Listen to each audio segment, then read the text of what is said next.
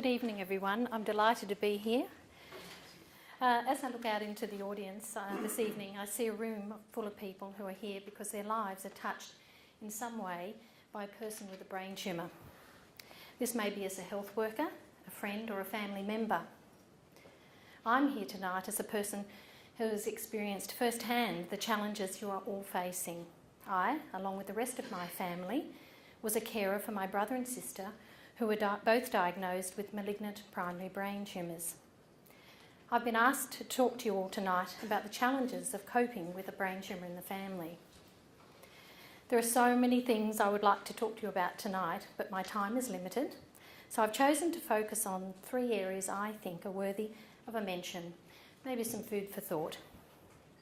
These 3 issues fall under the headings of communication, information, and meditation.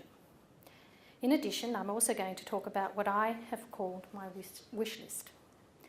This wish list is based on my personal experiences as well as insights I've acquired through talking to many brain tumour patients and their families as a palliative care volunteer and through my involvement with BTAA and the ACT Brain Tumour Support Group.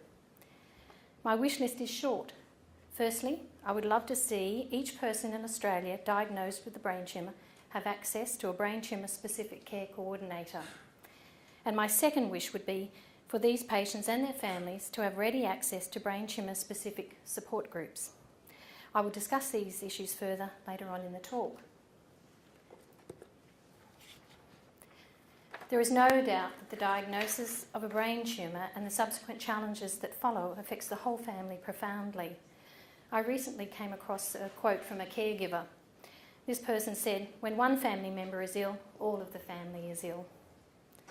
This quote resonated with me, particularly as I reflected upon my own family's experiences in preparation for this talk. My introduction to the world of brain tumours began on the 4th of January 1981, and by coincidence here at Royal North Shore Hospital. On that day, my brother Michael was diagnosed with an inoperable temporal lobe astrocytoma. Michael lived a brief 13 months after diagnosis, dying at the age of 31. My sister Trish was diagnosed with a frontal lobe astrocytoma in October 1991 at the age of 28. Trish survived an amazing 11 and a half years, passing away in 2003, just a month before her 40th birthday. And it's very important for me to point out that it is extremely rare to have 2 members of the same family diagnosed with a brain tumour. As you can see, our family have had extensive personal experience with brain tumours over many years. As you can imagine, our family suffered enormously as a result of these diagnoses. The brain tumour itself and also the subsequent treatment, which often includes surgery, radiotherapy and chemotherapy, can cause enormous changes in the lives of those affected.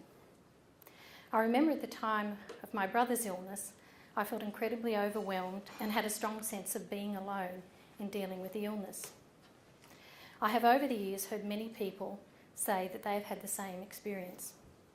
I now know that this is a very normal response to a serious illness in a family, but at the time, all I felt was a sense of isolation and despair. I can also now look back and realise our family were all trying to be very brave for each other, including my brother. In doing this, particularly during Michael's illness, we all tried very hard to keep our feelings to ourselves. When Trish was diagnosed, we made a conscious decision to be more honest and open with our feelings and our own needs. So I'd have to say that from my personal experience, communication among family members, both immediate and more removed, is extremely important. We can't support one another if we don't know exactly what each of us is feeling and communicate our own wants and needs. It is vital that these feelings are given a voice. With communication comes discussion. With discussion comes good decision making. With good decision making comes improved quality of life. Information is vital for the brain tumour patient and their family in order to make sense of the new world that they've been thrown into. This information needs to be honest, accurate, clear and specific. The brain tumour patient needs information relating to the possibility of development of cognitive and physical issues as a result of the tumour and its treatment.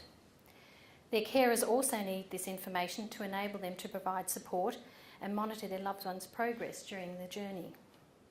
For example, my brother and sister both experienced seizures during the course of their illnesses. In Michael's case, we were not aware of this was on the cards, and these issues were terrifying for all involved until we were shown how to handle them when they occurred. Trish also experienced seizures. By now we knew this was a risk, but her seizures type was different as the tumour was in a different part of the brain. My advice here is to be proactive in seeking honest, clear, accurate information which is specific to your family's needs. There are many sources of information out there, including your medical specialist, the family practitioner, and the many other reputable care service providers available. Information, like communication, assists good decision making and contributes to the improvement of the quality of life of all involved in the brain tumour journey. I've chosen to talk about meditation as a way of introducing the subject of self-care. Self-care means taking the time to look after one's own physical, emotional and spiritual needs. I have never in my life been faced with challenges more demanding than that of being a carer for my brother and sister. I have never seen two people that I love face challenges more than Michael and Trish did in coping with their illnesses. From my personal experience of seeing firsthand the benefits of meditation for my sister Trish, who had a long-standing history of the practice, and the many patients and carers I've encountered over the years who have used meditation, I fully endorse its use as a form of self-care. And I noticed in the lobby we've got the Cancer Council have got some lovely CDs on relaxation CDs and meditation CDs. You'll find a fact sheet in your brain bags. Meditation in all its forms has proven through medical research to be a useful tool for reducing anxiety and depression. You will find a fact sheet in your brain bags which has been put together by BTAA and Beyond Blue. The fact sheet goes into much more detail relating to other helpful strategies which can be used to assist with the management of anxiety and depression in patients and their carers. Not surprisingly, this group have a significantly higher incidence of these issues than the general population. Now I turn to my wish list. I mentioned two initiatives. The first would be to employ a designated care coordinator for every person diagnosed in Australia with a brain tumour. This person would be there to assist brain tumour patients and their carers navigate and deal with the challenges of dealing with the health care system, which can be difficult for anyone, let alone those patients who may also be dealing with the physical, cognitive and emotional issues relating to their diagnosis. I would also envisage that the coordinators would have an opportunity to develop a close relationship with the family and assist in monitoring the overall well-being of the team, and perhaps be able to recognise issues that may need further intervention. For instance, if my sister Trish had been allocated such a brain tumour care coordinator to oversee her care, I think that person may have picked up that Trish was in need of some form of physical and cognitive rehabilitation. Her illness had progressed for so long that her physical, social and emotional needs were probably shunted into the background, overshadowed by her brain tumour diagnosis. At present, there are only a handful of full-time brain tumour care coordinators Australia-wide, and obviously there is no way they can provide the sort that I've just described. BTAA has just put forward a submission to the Australian Government calling for funding to be made available in the next federal budget to enable the creation of 40 full-time brain tumour care coordinators. I think we need to cross our fingers with that one. And the second item on my wish list would be for every person diagnosed with a brain tumour to be given the opportunity to easily access a brain tumour support group, whether it be a peer-run support group or a support group run by healthcare workers.